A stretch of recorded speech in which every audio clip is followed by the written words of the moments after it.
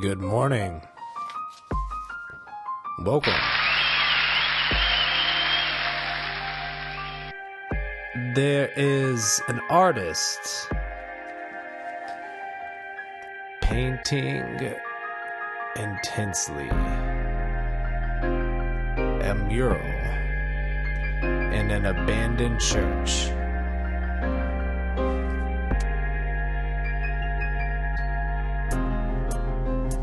And this church is on the outskirts of a town that values canvases.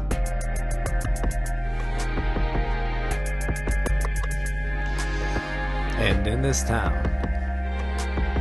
every month, they'll have a competition.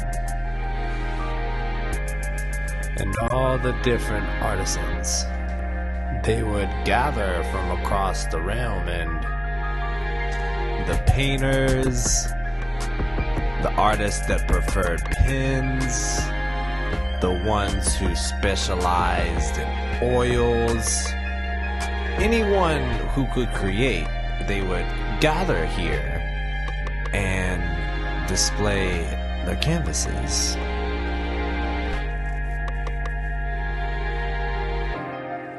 Now, some canvases would have luscious landscapes. Some canvases would have aggressive abstractions. Some canvases would be poetic portraits. One thing all the canvases had in common is they were all truly something to behold. And our hero, the one who makes murals, he goes to these gatherings too. Though, when our hero is painting the canvases, what he does is he practices techniques for the murals. He'll work on the perfect curve for an S, the best shade of a shadowy green. He'll make the boldest B he could possibly make. And for this competition, he drew the most symmetrical triangle. So after the gathering is done at the town square, all the artists go to the tavern for a drink. And our hero is hanging out, relaxing. He's got his friends by his side. And one by one, different artists throughout the night come up to him. One of them is a younger artist who walks up and he says, "Hey, I see that you're making the triangles, and you know what would really spice up your art, I think? Try some curves in your lines. Then you can make circles, even ovals. You're feeling really crazy. I think that'll help your canvas look better."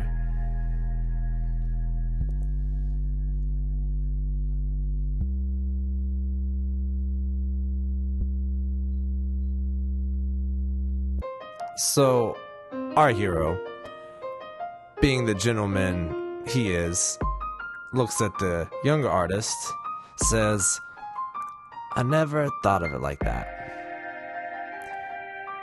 Who among us couldn't use some improving their curved lines? Thanks for the input." He clinks glasses and continues laughing with his friends. The night presses on.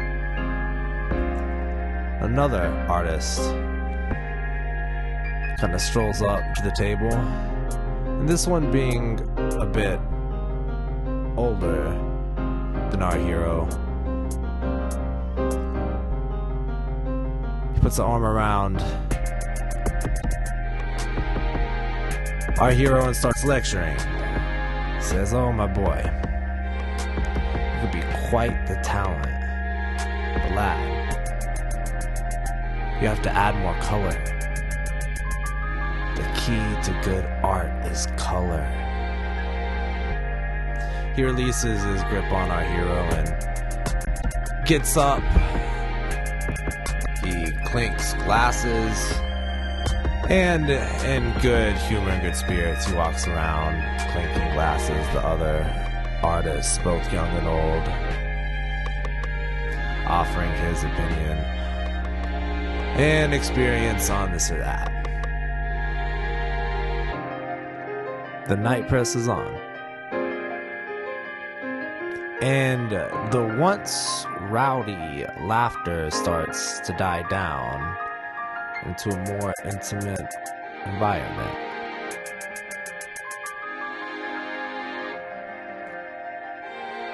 Another artist comes to the table. Clyde the Canvasser, the town's local legend who always wins 4 out of the 5 competitions. Village Square. He just flops down in a seat across from our hero and goes ahead and starts talking.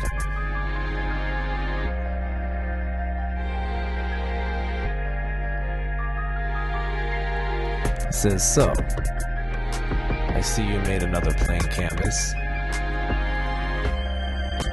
If you're gonna draw 3 lines and use 1 color, why do you even show up?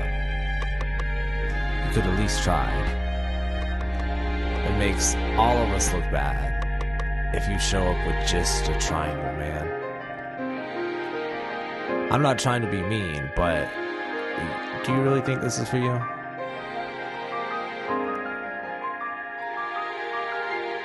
Maybe you just were born with the talent for something else." He gets up and leaves, and our hero does not clink glasses with Clyde. And the night presses on.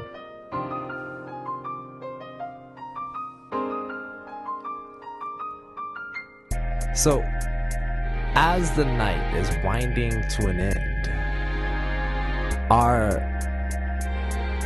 hero locks eyes with Rachel.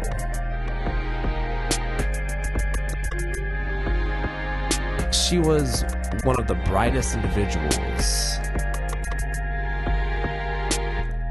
in the village, and our hero thought that even her beauty exceeded her skills as an artist.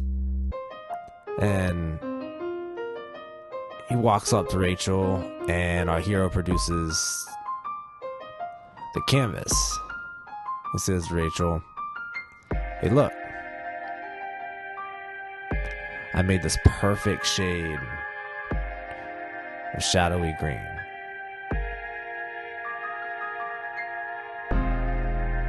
And this triangle is perfectly symmetrical." She looks at him, says, "Oh wow, that's pretty good. Did you show it to Clyde? I'm sure he would give you some tips if you just asked." And Rachel shoots a fond glance over in Clyde's direction that does not go unnoticed by our hero. Well,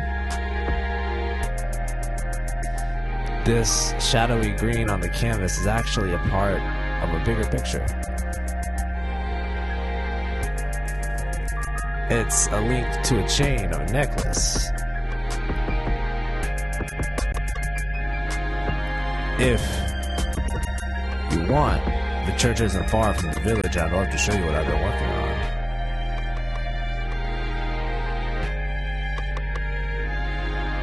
And Rachel looks at our hero and she says, "I really would love to, but I'm busy with my art, and Clyde was going to help me refine my technique for my lines. Our hero responds, fair enough. Have a good night. He holds out his glass to clink with Rachel, but she's already turned, walking straight towards Clyde. So walking out the front door, our hero wishes his friends goodbye, and he makes his way uphill toward the abandoned church. And the night presses on. On the walk, our hero looks up at the stars and contemplates the depths of the universe and his purpose, as heroes often do. And so arriving at the church, he notices a man looking at his unfinished mural that stretches from one side of the wall to the other. The thing about murals is that if you're too close to it, the painting might not make sense. You have to step back a couple paces to start to see the bigger picture, and that's exactly what this man was doing. He was slowly taking a couple steps back, realizing what was in front of him, and he turns to our hero and he notices him. He says, "Wow, you are always getting better. This is looking amazing. I have a couple urgent requests. I'm sorry, we have to get straight to business. The king from the South Seas has offered you a project to paint a mural for his courtroom. But then the Emperor of the East has also requested your services to paint the temple. And we have the Queen from the North that demands you come paint a mural for her in her bedchamber. And then we have the librarians to the West that also require your services for only God knows what. You have seemed to become quite popular among the nobles and the educated men. So, what do you want to do?"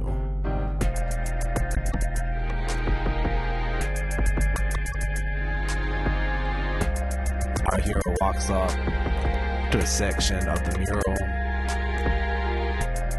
takes out his canvas, and starts positioning it to where it would fit in the bigger picture. He finds the spot, takes out his tools, and begins to copy the canvas's image over to the mural. And he says, "The first thing I'm going to do